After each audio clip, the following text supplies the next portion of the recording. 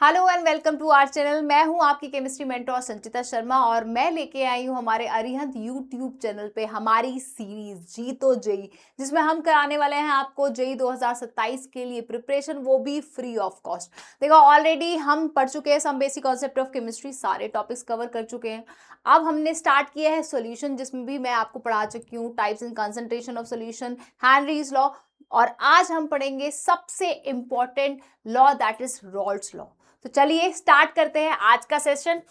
देखो, सबसे पहले क्या करना है, ये समझना है कि vapour pressure of liquid liquid solution क्या होता है। मतलब ये है कि जिस सॉल्यूशन में लिक्विड ही सॉल्यूट है और लिक्विड ही सॉल्वेंट है, राइट। तो हमें पढ़ना है उसके वेपर प्रेशर के बारे में कि वेपर प्रेशर होता क्या है। बहुत सिंपल सी बात है। मान लीजिए मेरे पास एक कंटेनर है, उसमें मैंने भर रखा है एक लिक्विड, और यू कैन से मैंने उसमें फिल कर रखा है एक वाटर। अब क्या हो रहा है, अब इसमें जो ये लिक्विड है ये किस में कन्वर्ट हो रही है, वेपर्स में कन्वर्ट होगी।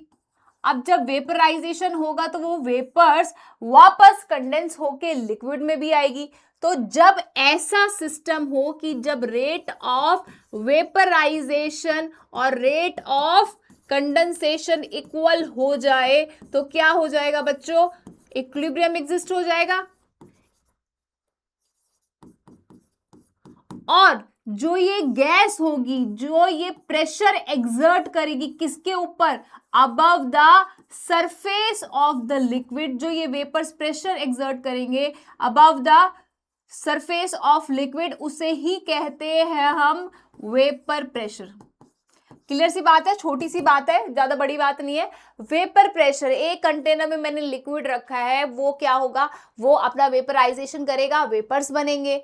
एक ऐसा सिस्टम आएगा, एक इक्विलिब्रियम एग्जिस्ट करेगा जब rate of vaporisation rate of condensation के इक्वल हो जाएगा। तो ऐसी गैस, ऐसे वेपर जो प्रेशर एक्सर्ट करते हैं above the surface of the liquid, उसे ही कहते हैं हम वेपर प्रेशर। क्लियर। अब यही जो सॉल्वेंट का वेपर प्रेशर होता है, मतलब लिक्विड का जो वेपर प्रेशर होता है, वही एक्सप्लेन करा था रॉल्स ने। तो रॉल्स लॉ बहुत इंपॉर्टेंट है आपके एग्जाम पॉइंट ऑफ व्यू से। अब क्या है, अब ये बोलता है कि रॉल्स लॉ कि मेरे पास एक कंटेनर है और उस कंटेनर में है लिक्विड ए और बी, ठीक है। अब उस लिक्विड ए बी में जो उसका मोल फ्रैक्शन है वो मैं रिप्रेजेंट कर रही हूं काई ए से और काई बी से। मोल फ्रैक्शन ए के लिए काई ए और बी के लिए काई बी। अब यही लिक्विड क्या करेगा, यहां पे वेपर्स फॉर्म करेगा। तो वेपर्स के लिए वेपर फेस में जो मोल फ्रैक्शन होगा उसे रिप्रेजेंट कर रही हूं मैं वाई ए से और वाई बी से, और जो ये प्रेशर एक्सर्ट करेगा वो होगा पी ए और पी बी, वेपर प्रेशर। इतना क्लियर है। अब रॉल्स ने क्या कहा, रॉल्स ने ये बोला कि जो ये प्रेशर है ए का, वो डायरेक्टली प्रोपोर्शन है मोल फ्रैक्शन ऑफ ए। अब इसके इनवर्स डायरेक्शन प्रोपोर्शन को हटा के मैं लिख सकती हूं P A is equal to P nought chi A, और ये हो गया। और ये जो नॉट है ये क्या होगा, ये आपका प्रेशर होगा किसका, प्योर सॉल्वेंट का। समझ में आ गया। अब यही बात मैं क्या लिख सकती हूं कि P B is equal to P nought B और काई बी, ये मैं लिक्विड बी के लिए भी लिख सकती हूं।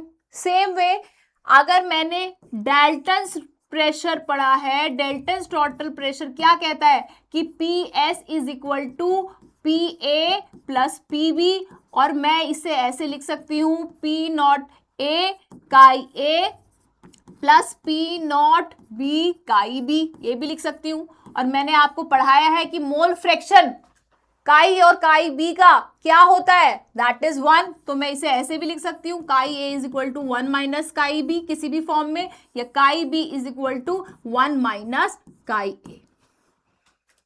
क्लियर है। और यही रॉल्स लॉ ने बोला है, ये देख लो, the for a solution of volatile liquid, अगर मेरे पास वॉलेटाइल लिक्विड है तभी तो वेपर प्रेशर बनेगा ना, तभी तो वेपर्स बनेंगे।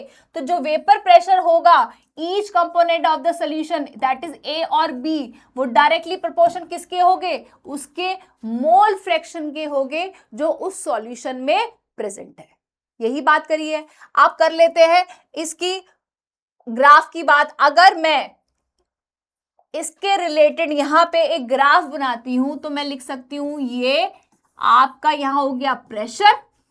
अगर यहां काई ए 1 है तो यहां काई बी क्या हो जाएगा 0, और अगर यहां काई ए 0 है तो यहां हो जाएगा काई बी 1। क्लियर।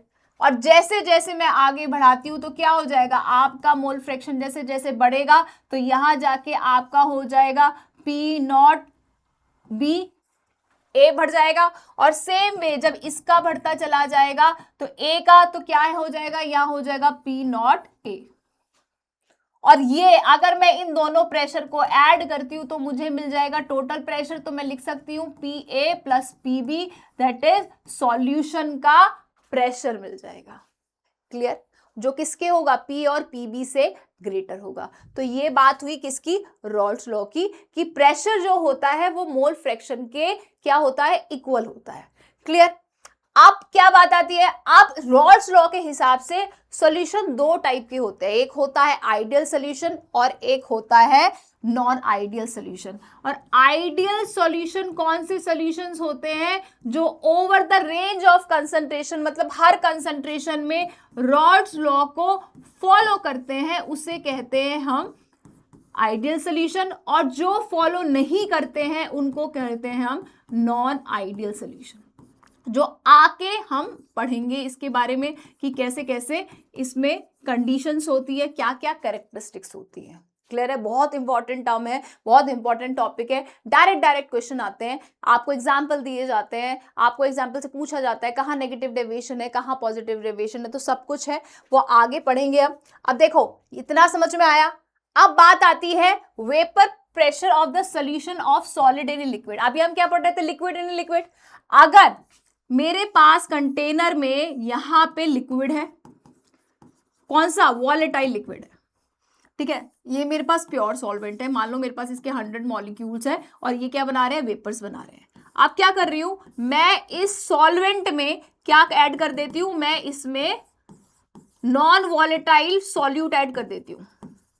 तो ये जो 100 मॉलिक्यूल्स है जो वेपर्स बना रहे थे वो क्या हो जाएंगे, कम हो जाएंगे, क्योंकि उसमें क्या हो रहा है, कौन हिंड्रेंस क्रिएट कर रहा है, नॉन वॉलेटाइल सॉल्यूट। तो ये मान लीजिए मेरे पास हो गए 70, तो क्या हुआ, उससे हो गया वेपर प्रेशर कम।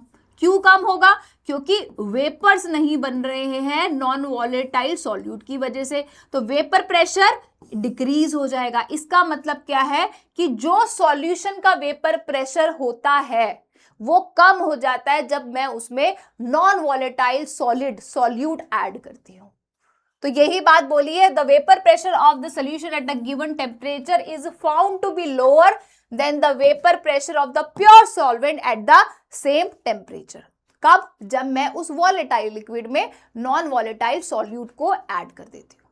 क्लियर। तो वेपर प्रेशर क्या हो जाता है, वो कम हो जाता है। चलो अब आइडियल नॉन आइडियल सोल्यूशन पढ़ लिए थे हमने। आइडियल सोल्यूशन जो रॉल्स लॉ को फॉलो करते हैं, इसका मतलब क्या है कि जो प्रेशर है, ऑब्जर्व्ड प्रेशर है, वो कैलकुलेटेड प्रेशर के इक्वल होता है।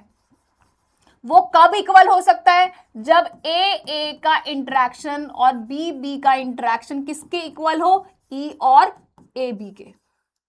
मतलब बिफोर मिक्सिंग द सॉल्यूट और सॉल्वेंट क्या होगा, इंटरेक्शन जो है, इंटरमॉलिक्यूलर फोर्स ऑफ अट्रैक्शन है दोनों के बीच में, बिफोर मिक्सिंग और आफ्टर मिक्सिंग अगर इक्वल है तो वो क्या होगा, सोल्यूशन आपका आइडियल। मतलब over every range of concentration जो फॉलो करता हो सोल्यूशन, उसे आइडियल सोल्यूशन कहते हैं। अगर इंटरेक्शन इक्वल है, सेम इक्वल है, तो फिर क्या हो जाएगा, उसकी वजह से प्रेशर भी इक्वल हो जाएगा। और ऑब्जर्व्ड होता है बच्चों आपका एक्सपेरिमेंटल, और कैलकुलेटेड होता है जो हम उसे कैलकुलेट करते हैं।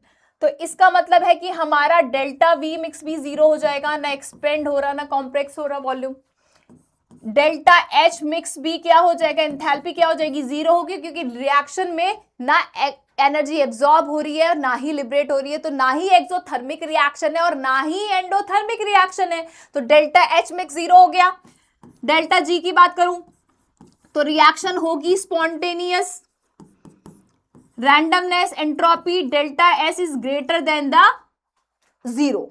अब दूसरी बात, सबसे इंपॉर्टेंट पॉइंट ये है कि कोई भी सोल्यूशन बेटा आइडियल नहीं होते, जो बहुत ही ज्यादा डाइल्यूट सोल्यूशन है वही आपके आइडियल होते हैं, और उसमें क्या होता है, जो सॉलिड आपका सॉल्यूट है वो नॉन वॉलेटाइल होना चाहिए। उसी की वजह से आगे जाके हम कॉलिगेटिव प्रॉपर्टीज पढ़ते हैं, elevation in the boiling point, ये सब चीजें तब आती है जब हम पता हो कि जो भी सॉल्यूट ऐड कर रहे हैं वो नॉन वॉलेटाइल सॉल्यूट हो।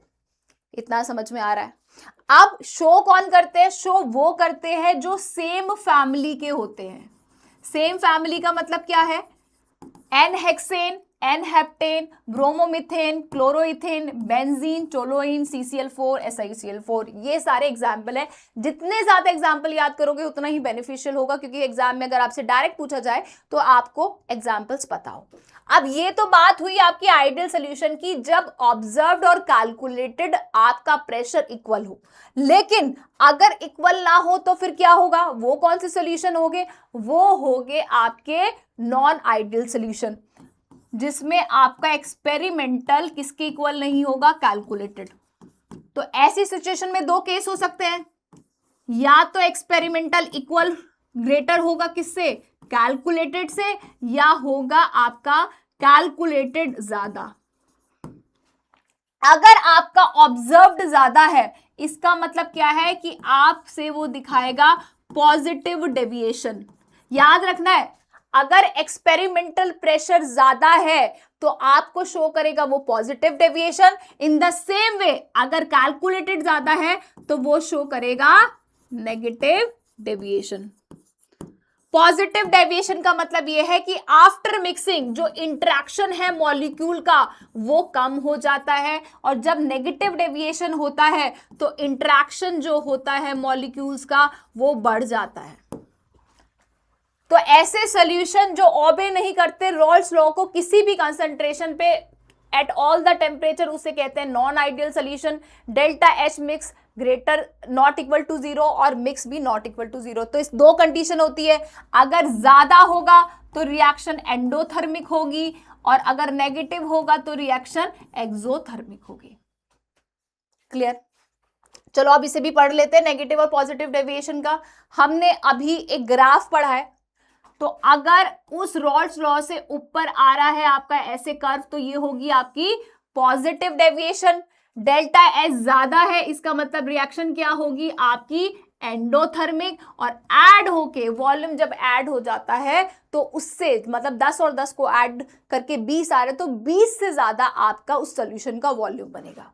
एग्जाम्पल के लिए आपका acetone, CS2, acetone and benzene. अब डेल्टा जी मिक्स क्या होगा? डेल्टा जी मिक्स क्या होगा आपका? लेस देन जीरो, क्योंकि रिएक्शन आपकी स्पॉन्टेनियस है। एंट्रोपी आपकी ग्रेटर देन जीरो होगी क्योंकि रैंडमनेस है ही। अगर मैं इंटरेक्शन की बात करूं तो EA BB क्या होगा आपका? EAB इंटरेक्शन क्या होगी?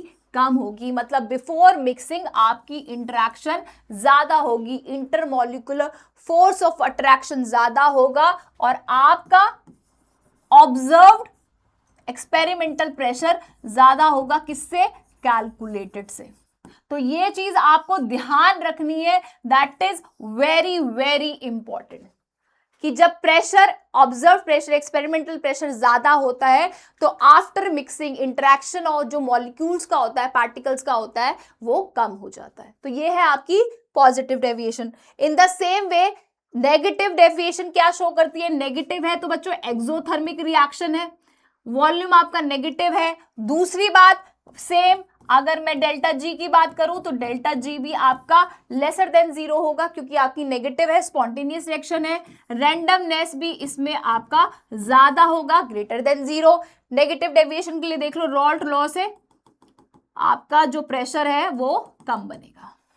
ठीक है, इसका मतलब क्या हो रहा है कि जो ऑब्जर्व्ड प्रेशर है उससे ज्यादा बनेगा आपका कैलकुलेटेड प्रेशर। ठीक है, और इंट्रैक्शन की बात करूं तो EA EBB और ये आपका ज्यादा बनेगा आफ्टर मिक्सिंग। तो इंट्रैक्शन ऑफ मॉलिक्यूल ज्यादा होगा तो आपका कैलकुलेटेड प्रेशर ज्यादा होगा। क्लियर है, इतना समझ में आ रहा है? अब यही आपके एग्जाम्पल्स दे रखे हैं, chloroform and benzene, chloroform and diether, acetone एल्यूल, और यही आपको सबको याद करने हैं नेगेटिव डेविएशन के लिए। सिंपल सा टॉपिक है, बस थोड़ा सा आपको ध्यान देने की जरूरत है कि कैसे कैसे आप उसको रिलेशन बना सकते हो। अब बात आती है एजियोट्रॉप्स की। एजियोट्रॉप्स का मतलब होता है कि ऐसे सॉल्यूशन को अगर मैं मिक्स कर दूं, दो सॉल्यूशन को मिक्स करने लगूं तो एक पर्टिकुलर कंपोजिशन पे वो सिंगल एंटाइटी की तरह वर्क करे, उसको कहते हैं एजियोट्रॉप। समझ रहे हो? एक सॉल्यूशन है 40 डिग्री पे बॉयल हो रहा है, दूसरा 50 पे हो रहा है। एक ऐसे कंपोजिशन, एक ऐसा टाइप आए कि उस कंपोजिशन पे वो 60 डिग्री पे बॉईल होने लग जाए, उस मिक्सचर को हम एजियोट्रॉप कहते हैं। और ये मिक्सचर जो होते हैं वो नॉन आइडियल सोल्यूशन से बनते हैं। तो याद रखना है, एजियोट्रॉप किससे बनते हैं? नॉन आइडियल सोल्यूशन से। ठीक है, अब क्या है, मैंने क्या बोला, अगर यहां 50 डिग्री पे बॉयल हो रहा है और बी हो रहा है 60 डिग्री पे बॉयल, अगर एक पर्टिकुलर कंपोजिशन में 70 पे बॉयल हो रहा है, 70 पे हो रहा है, तो वो शो करेगा मैक्सिमम बॉइलिंग एजियोट्रॉप। और अगर इन दोनों वैल्यू से कम दिखा रहा है तो वो करेगा मिनिमम बॉइलिंग एजियोट्रॉप। समझ रहे हो? ए और बी का जो टेम्परेचर है उन दोनों से ही कम दिखा रहा है तो मिनिमम बॉइलिंग एजियोट्रॉप, और अगर ज्यादा दिखा रहा है तो मैक्सिमम बॉइलिंग एजियोट्रॉप। और मैक्सिमम है तो इसका मतलब वेपर प्रेशर मिनिमम है, और मिनिमम है तो वेपर प्रेशर मैक्सिमम है। और इन शॉर्ट में ये कह सकती हूं कि vapour pressure is inversely proportion to the boiling point. और वेपर प्रेशर ज्यादा होगा तो क्या होगा? वेपर प्रेशर ज्यादा होगा तो क्या दिखाएगा? Positive deviation. और अगर कम होगा वेपर प्रेशर तो क्या दिखाएगा? Negative deviation. इसका मतलब क्या है कि इसमें आपका कैलकुलेटेड प्रेशर ज्यादा है कंपैरेटिव टू एक्सपेरिमेंटल। क्लियर? दूसरा पॉइंट क्या है कि बच्चों ये जो एजियोट्रॉप्स होते हैं इन्हें आप फ्रैक्शन डिस्टिलेशन से सेपरेट नहीं कर सकते। मैम वो क्यों नहीं कर सकते? क्योंकि फ्रैक्शनल डिस्टिलेशन किस पे डिपेंड करता है कि बॉइलिंग पॉइंट जो डिफरेंस होता है उसी के थ्रू तो हम सेपरेट कर पाते हैं, और वही नहीं है। एक पर्टिकुलर, एक सिंगल एंटाइटी की तरह अगर वर्क कर रहा है तो उसको आप डिस्टिल नहीं कर सकते। यही पढ़ लेते हैं। It are defined as a mixture of two liquid जिसका कांस्टेंट कंपोजिशन होता है लिक्विड और वेपर फेज पे एट ऑल टेम्परेचर। सेपरेट नहीं कर सकते फ्रैक्शनल डिस्टिलेशन से क्योंकि composition of vapour phase remain same after boiling. इसे हम कांस्टेंट बॉइलिंग मिक्सचर कहते हैं क्योंकि यूनिफॉर्म कंपोजिशन होता है। क्लियर? आई गेस बहुत सिंपल सी बात है, कुछ रॉकेट साइंस नहीं है, सिंपल सा समझो, सब समझ में आ जाएगा। अब देखो मैक्सिमम, जब नॉन आइडियल सोल्यूशन क्या दिखाते हैं? Negative deviation. यही बोला मैंने, मिनिमम वेपर प्रेशर शो करेंगे, मैक्सिमम बॉइलिंग पॉइंट करेंगे, वही vapour pressure is inversely proportion to the boiling point. ठीक है, नेगेटिव डेविएशन है। ये दो एग्जांपल्स हैं, नाइट्रिक एसिड और वाटर का, और HCl एंड वाटर का। नेक्स्ट देखो, मिनिमम में क्या है? जो पॉजिटिव डेविएशन दिखाते हैं, मैक्सिमम वेपर प्रेशर दिखाते हैं, मिनिमम बॉइलिंग पॉइंट दिखाते हैं। एग्जाम्पल क्या है? इथेनॉल और water, that shows the minimum boiling azeotropes. समझ में आ गया? यही हमें पढ़ना है। रॉल्स लॉ क्या होता है? वेपर प्रेशर इंट्रोड्यूस कराता है। आइडियल और नॉन आइडियल सोल्यूशन है। नॉन आइडियल सोल्यूशन में नेगेटिव और पॉजिटिव डेविएशन है। और लास्ट में है हमारा एजियोट्रॉप जो है दो टाइप के, एक मिनिमम बॉइलिंग एजियोट्रॉप और एक मैक्सिमम बॉइलिंग एजियोट्रॉप। समझ में आ रहा है? आई थिंक इतनी कहानी सबको क्लियर होगी, बहुत सिंपल सी चीज है। क्लियर? चलो अब क्वेश्चंस कर लेते हैं। अब क्वेश्चंस देखो, क्वेश्चन में क्या है? On the basis of the information given below the mark the correct option.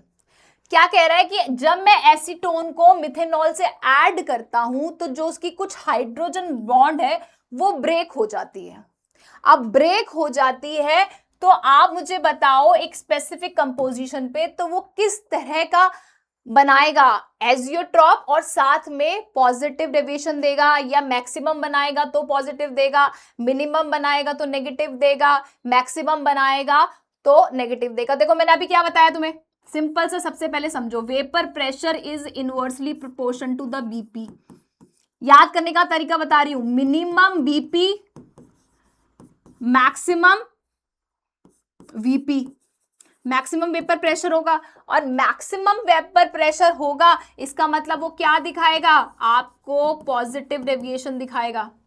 Maximum boiling point होगा तो वेपर प्रेशर क्या होगा, कम होगा, इसका मतलब आपको नेगेटिव डेविएशन दिखाएगा। क्लियर, इतना समझ में आ गया। अब बात क्या है, बात ये है कि जब वो मॉलिक्यूल्स आपस में ऐड होते हैं तो वो क्या कर रही है, बॉन्ड को ब्रेक कर रही है। बॉन्ड को ब्रेक करने का मतलब क्या है कि वो वेपर प्रेशर ज्यादा हो रहा है। वेपर प्रेशर का ज्यादा मतलब इंट्रैक्शन कम हो रहा है। यही है ना कि वापस में जब वो फॉर्म हो रही है तो जो इंट्रैक्शन है मॉलिक्यूल्स का वो क्या हो रहा है, कम हो रहा है। कम हो रहा है इसका मतलब वेपर प्रेशर ज्यादा हो रहा है। वेपर प्रेशर ज्यादा हो रहा है तो उसका मतलब बॉइलिंग पॉइंट कम हो रहा है, और बॉइलिंग पॉइंट कम हो रहा है तो क्या शो कर रहा है, मिनिमम बॉइलिंग एजियोटॉप, और मिनिमम बॉइलिंग है तो इसका मतलब ये शो कर रहा है पॉजिटिव डेविएशन।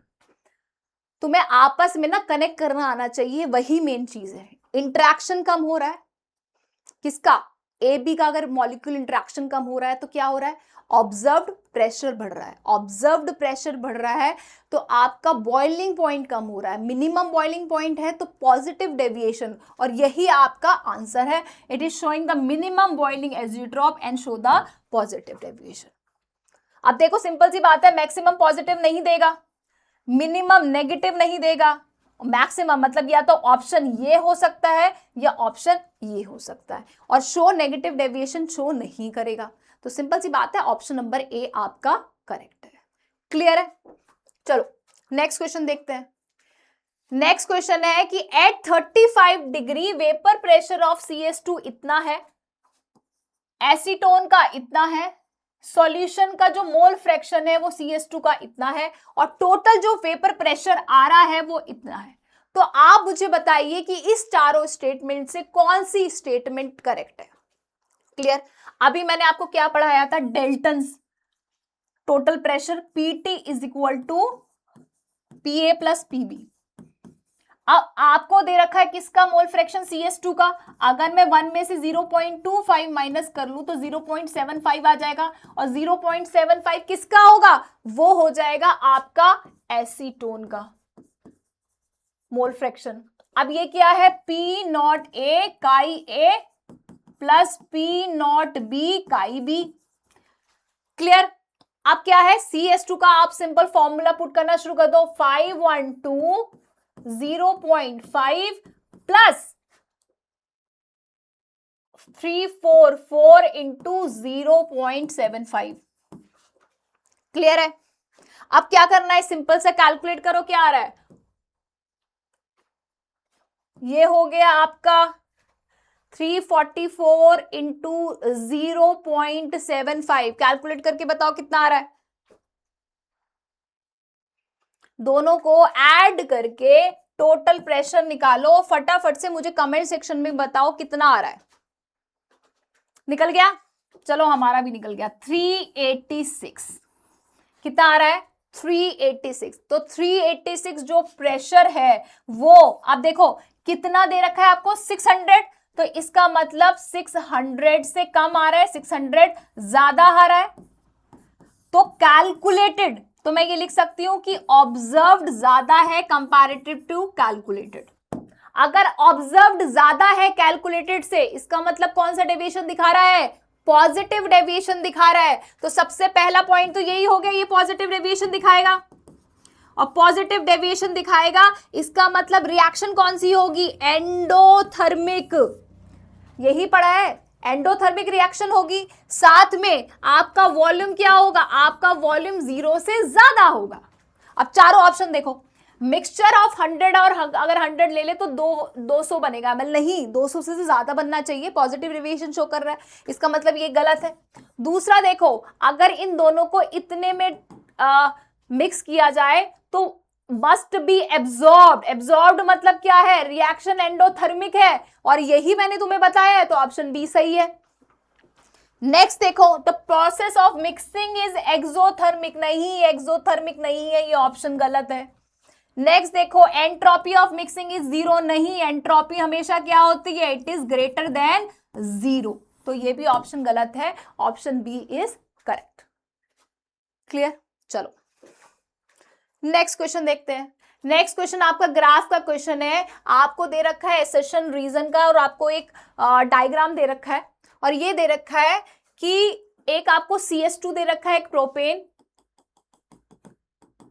और ये शो कर रहा है आपको एक तरह से पॉजिटिव डेविएशन, और टोटल प्रेशर तो डेफिनेटली उससे ज्यादा होगा। तो ये कह रहा है कि given below show the low boiling azeotrope. Low boiling azeotrope का मतलब क्या हुआ बच्चों, मिनिमम, मैं क्या लिख रही हूं, बायोलॉजी थोड़ी है यार, केमिस्ट्री है। मिनिमम बॉइलिंग, अब कनेक्ट करना सीखो, मिनिमम बॉइलिंग का मतलब हुआ maximum vapour pressure, maximum vapour pressure का मतलब हुआ पॉजिटिव डेविएशन। क्लियर? तो ये तो बात सही है कि ये पॉजिटिव डेविएशन का ग्राफ है, इसका मतलब ये लो बॉइलिंग का असर्शन तो सही है। रीजन क्या दे रहा है कि ये कह रहा है कि it is showing the negative deviation from the rods, और नहीं भाई, पॉजिटिव डेविएशन शो कर रहा है, इसका मतलब ए तो ठीक है, रीजन गलत है। तो देखो कहां है option, A and R are true, R is the correct, no, A and R true, R is not the correct, नहीं, assertion correct है, reason incorrect है, तो ऑप्शन नंबर C करेक्ट है।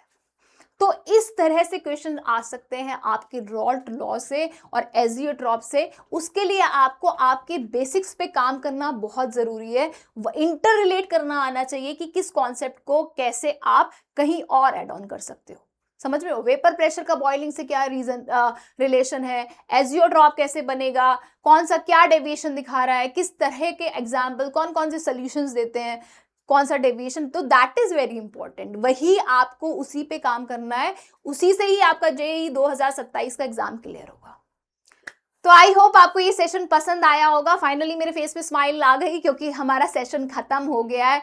तो please show some love, and कोई भी दिक्कत हो कमेंट सेक्शन में मुझे बताना, I will definitely reward to you. और मैं बहुतों को कमेंट भी करती हूँ, रिप्लाई भी करती हूँ जो जैसा करता है। और बहुत बहुत थैंक यू, धन्यवाद जिन जिनको ये सेशन पसंद आ रहा है और कमेंट भी कर रहे हैं कि अमेजिंग सेशन, मज़ा आ रहा है। तो प्लीज़ बने रहिए हमारी इस सीरीज़ के साथ। I hope you will like all the session और आपको हेल्पफुल होगा आपके JEE 2027 के लिए। तो मिलते हैं नेक्स्ट सेशन पे, लेकिन सबसे इंपॉर्टेंट बात, इस चैनल को सब्सक्राइब करना मत भूलना, अदरवाइज आपसे ये सीरीज मिस हो जाएगी। Defining success for generations.